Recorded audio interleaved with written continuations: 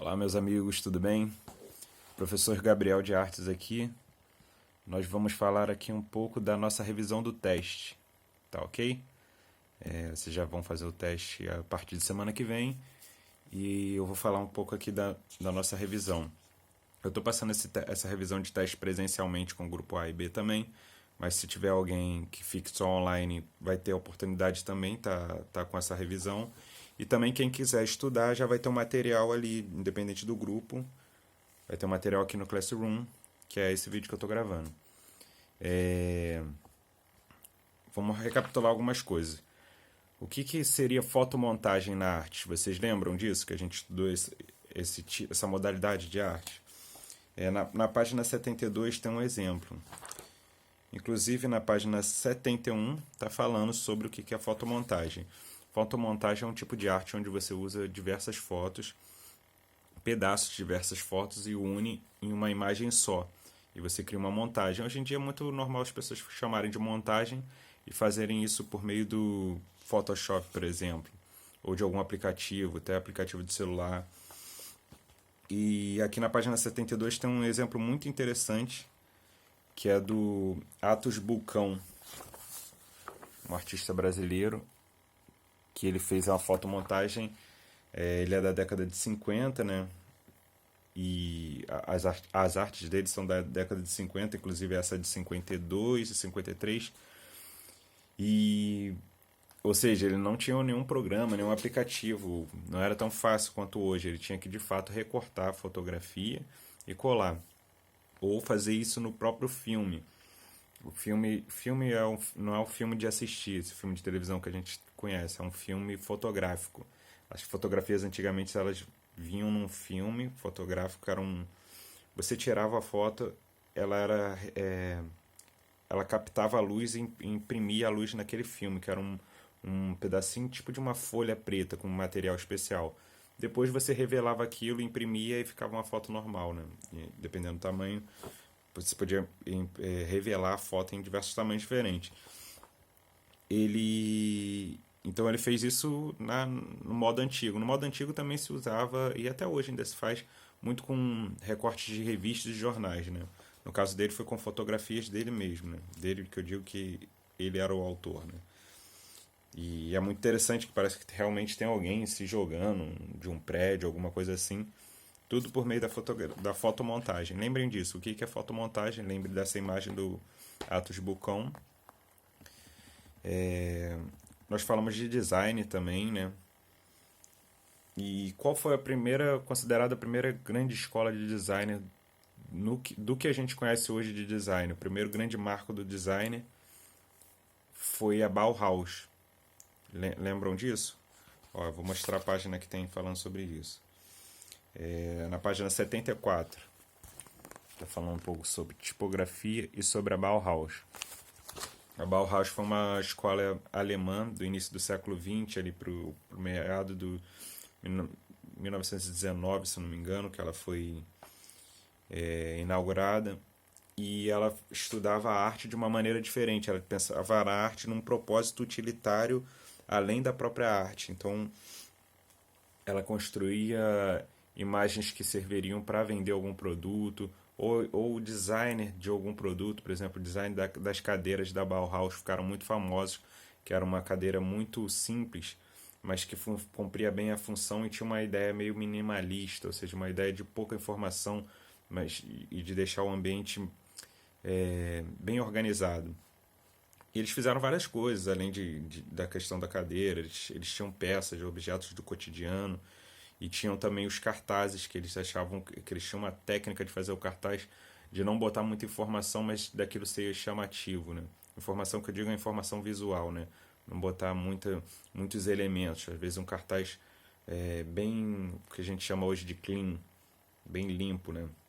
Com algumas letras, uma arte assim específica ali, e tava o cartaz.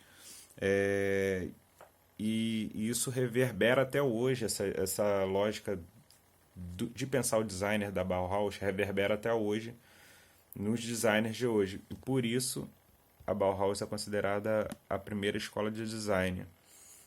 Já existia algo anterior a ela, mas como ela foi o grande marco, até hoje é considerada a primeira escola de design por muita gente.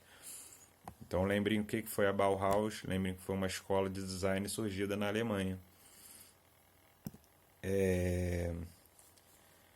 O que é arte conceitual? A gente estudou isso também. Vamos lá na página 82. A arte conceitual. A arte conceitual é uma arte onde o que mais importa não é a visualidade, não é o que você está vendo, mas sim uma ideia que aquela arte está passando. Ou seja, se antes você tinha um quadro, uma pintura em tinta a óleo, um quadro de alguém, e aí o que valia era o quão bonito você achava aquilo ou o quanto aquilo te tocava a partir daquela imagem, a partir da arte conceitual que surge ali, que é considerado que se surge ali na 1960 e 70, que ganha força. Já existia coisas anteriores, mas que ganha força ali na década de 60 e 70. A partir desse momento começam a se existir artes onde o conceito, a ideia é o que mais importa. E eu dei um exemplo aqui, ó, dessa arte aqui, que era da Coca-Cola, não sei se vocês lembram, que é do Cildo Meirelles. Como é que era essa arte? A Coca-Cola antigamente ela vinha em garrafas de vidro. E essas garrafas eram garrafas retornáveis. Você comprava uma Coca-Cola e você ganhava, pagava um pouco mais caro e já vinha com o seu casco de vidro. Quando você ia comprar outra Coca-Cola, você devolvia o casco vazio, que você já bebeu tudo, devolvia o casco vazio. E aí você pagava menos para receber uma outra com o casco cheio. Então você não tinha que ficar pagando pelo casco, você pagava só pelo líquido que estava dentro, a Coca-Cola. E o que o bar ou a padaria fazia com aquele casco vazio? Eles devolviam para a Coca-Cola fazia um processo de limpeza, como se lavasse aquela garrafa todinha, e depois ela enchia de novo e botava de novo para venda. Então o Cildo Meirelles, isso na época da ditadura, ele queria fazer artes criticando a ditadura. Então o que ele fez? Ele pegou com a garrafa vazia, essas garrafas, depois que ele bebia as Coca-Cola dele, com a garrafa vazia ele pegava um adesivo com transparente, com letras brancas e colocava ali uma mensagem contra a ditadura, colava ali na Coca-Cola. E aí ele comprava uma Coca-Cola nova e devolvia aquela garrafa. E aquela garrafa ia lá para a fábrica da Coca-Cola. A fábrica limpava a garrafa por dentro e depois enchia novamente de Coca-Cola. Antes de estar cheia, não dava para ler, quase ninguém percebia que tinha alguma coisa ali, porque era um adesivo transparente com letra branca. Então ficava igual tá aqui na página 82.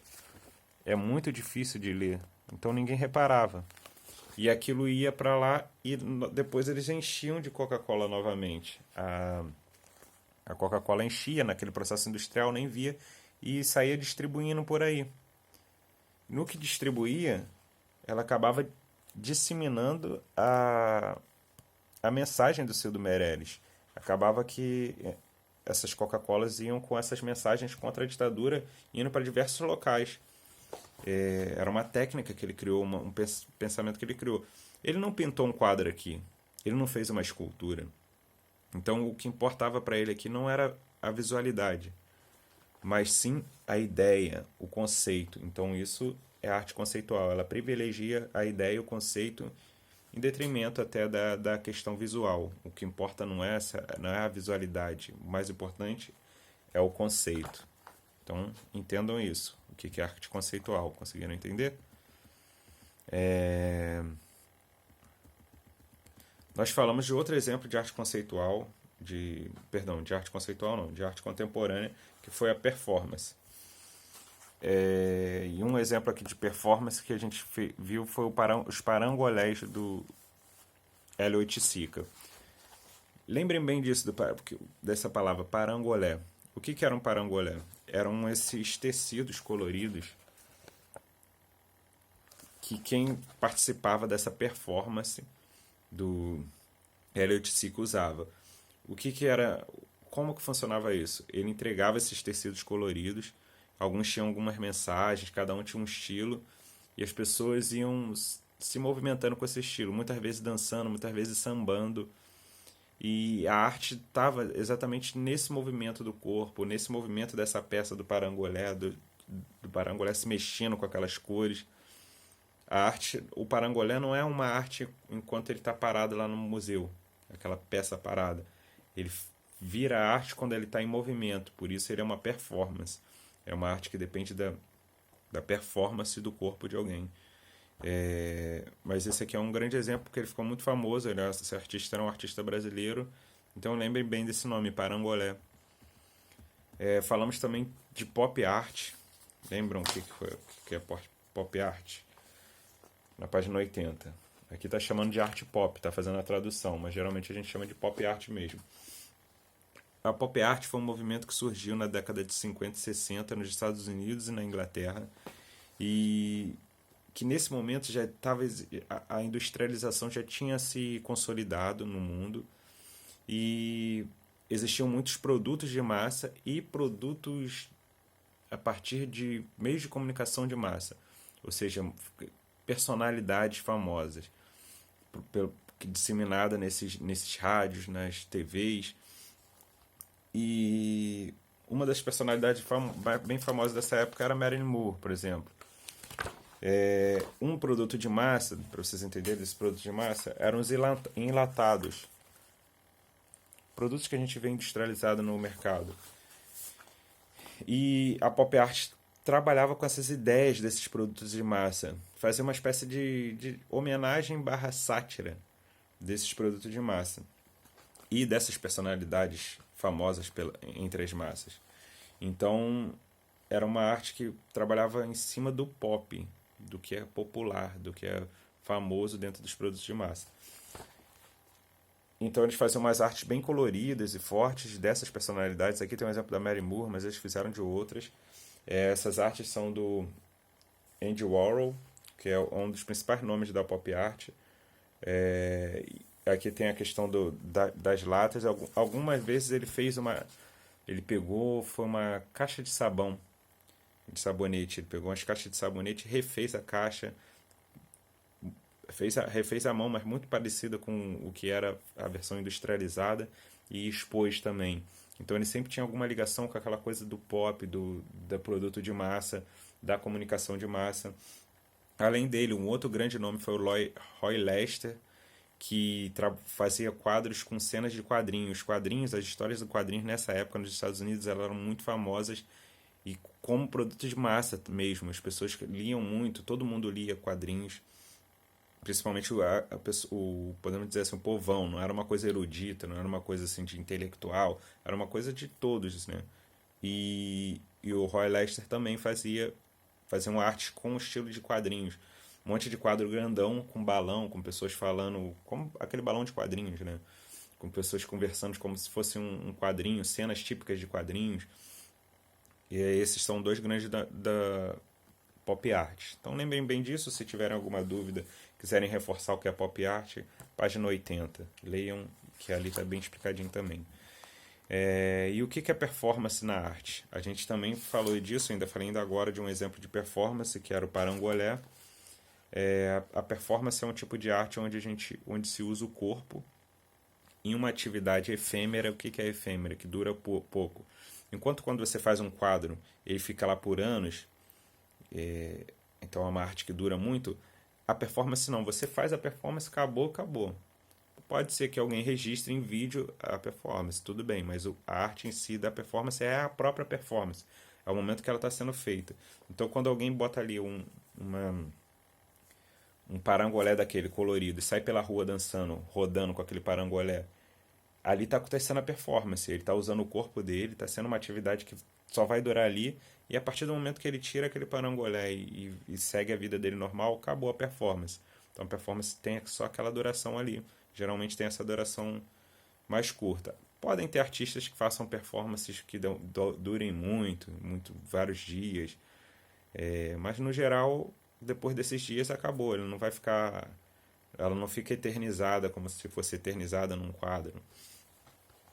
Aqui tem um outro exemplo de performance na página 83, além do parangolé, tem uma do Flávio de Carvalho, que ele colocou uma roupa muito estilo feminino, né? E saiu andando pelas ruas. Ele era um artista famoso e aquilo daí foi impactando as pessoas, ainda mais na época, década de 50. E foi só isso. Ele fez essa caminhada com aquela roupa e acabou. Aquilo foi a performance dele. Acabou a performance, acabou ali. Não se eternizou a ideia da performance, né? Até hoje a gente fala dela, mas a performance em si acabou ali. É, falamos também de cartazes, né? E que é dentro da arte publicitária, né? E um exemplo de movimento de cartaz que a gente falou foi o construtivismo russo, um tipo de arte que aconteceu na União Soviética, onde os artistas faziam cartazes para divulgar suas ideias, né? Ideias que eram ideias daquele regime da época da União Soviética, que era o comunismo/socialismo, e eles foram muito fortes nessa coisa de cartazes. Eles revolucionaram também, impactaram o mundo a partir dos seus cartazes, porque eram cartazes realmente que conseguiam passar muito bem a mensagem deles e eram impactantes, e eram bonitos e etc. E então o grande destaque do construtivismo russo foi a sua produção de cartazes.